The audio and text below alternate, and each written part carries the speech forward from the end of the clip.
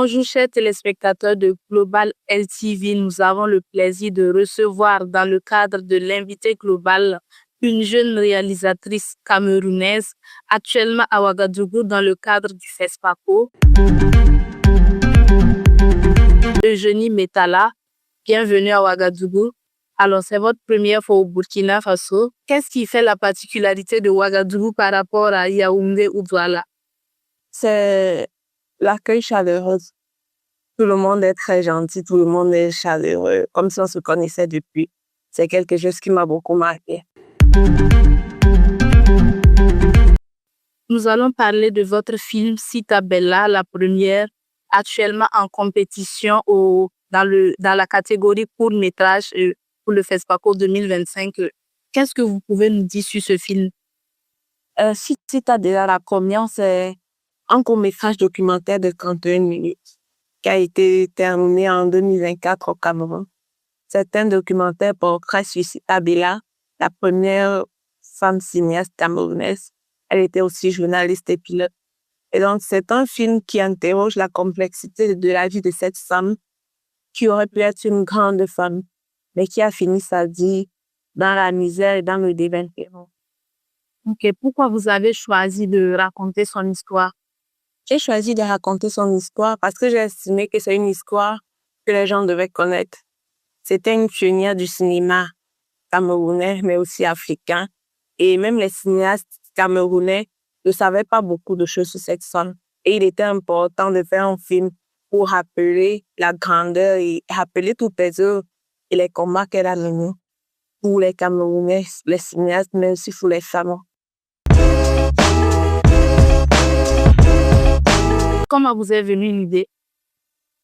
L'idée m'est venue en 2000, la première fois où j'entends parler de cette femme grâce à la salle de cinéma qui porte son nom.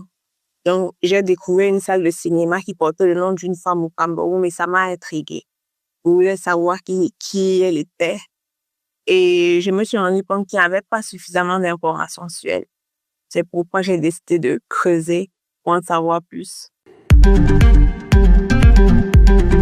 Comment êtes-vous rentré en possession des témoignages et des archives pour retracer son histoire, bien sûr?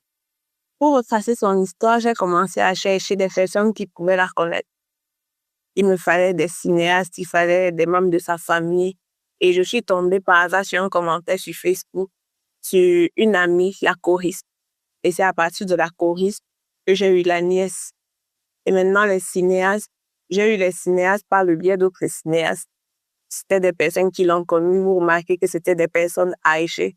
Et donc, leur témoignage était important. Et puis, il y a d'autres personnes que j'ai croisées au hasard. La dame de la maison de Rec, je l'ai croisée au hasard quand je suis arrivée là-bas pour tourner parce que pour moi, la maison de Rec, c'était le dernier endroit où elle a vécu avant sa mort. En regardant le film, on voit une tombe anonyme et une salle de cinéma. Quel est le message que vous vouliez passer à travers ces images?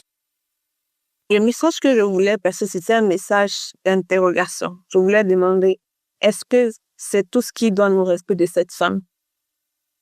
Une salle de cinéma, oui, c'est bien, c'est un hommage, mais c'est une salle de cinéma qui devrait être aménagée.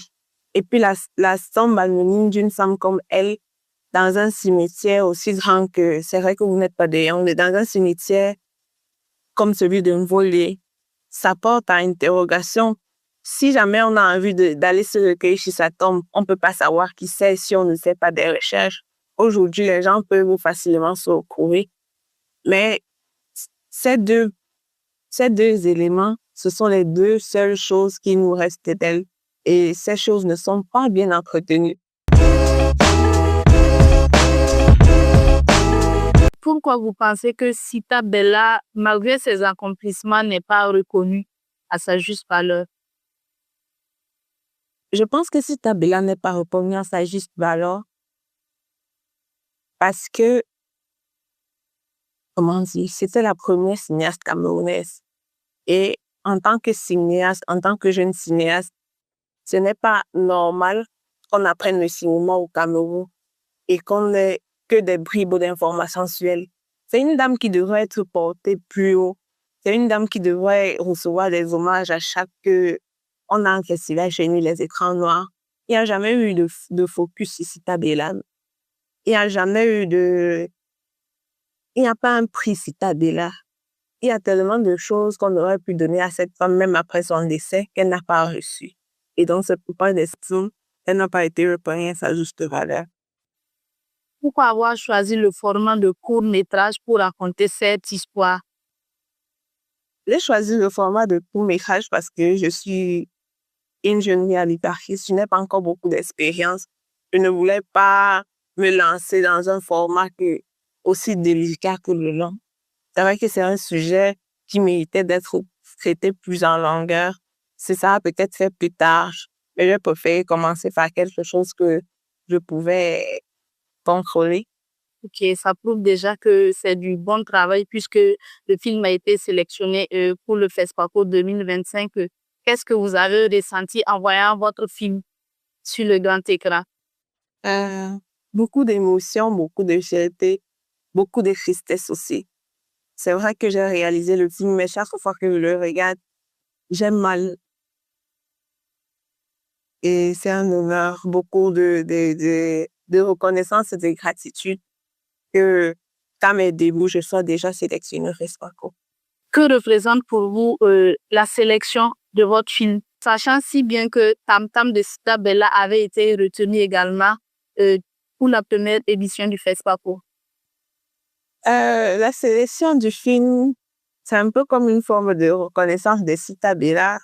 C'est, c'est une sélection après sa sélection, une sélection d'un film sur elle après sa sélection à elle. C'est, c'est un peu comme si elle me remerciait, comme si elle me passait un flambeau et ça me,